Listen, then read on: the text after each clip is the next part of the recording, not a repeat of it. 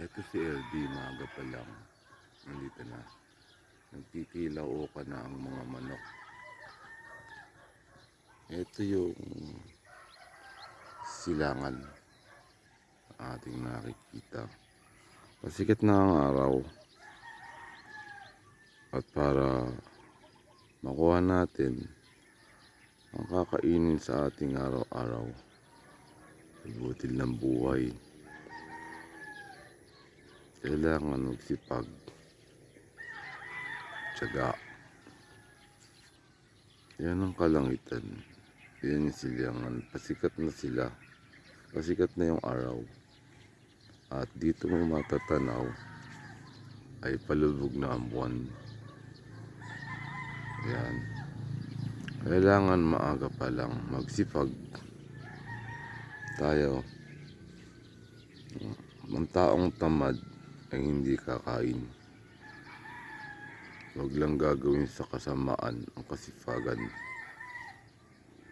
dahil wala kang makakamtan. Pasibol na ang araw. Sa bawat sikat ng araw ay makikita ang ating kakainin. Dumadaloy na ang magsasaka sa kabukiran. Pero sana manunawaan tayo ng mga negosyante. Ayan yung mga bunga ng talong. Sa hirap ng magsasaka,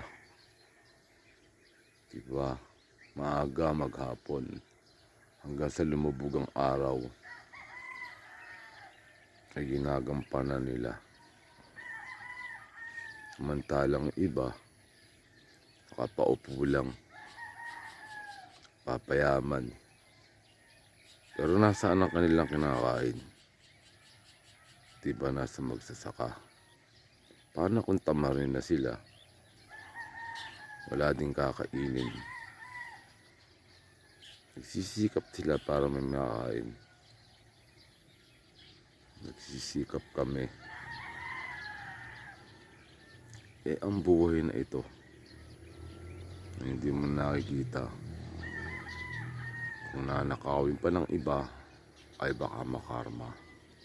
Tumingin sila sa kalangitan kung ano ang mangyayari sa kanila.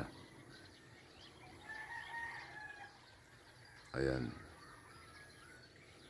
ang araw parang naglalagablab na apoy, natatahakin ng magsasaka na hindi mo makikita. Sila, yung iba yung mayaman, naka-aircon, kung sila may pinag-aralan. Aba, nag-aaral din naman ang magsasaka tungkol sa gulay, may talo pa.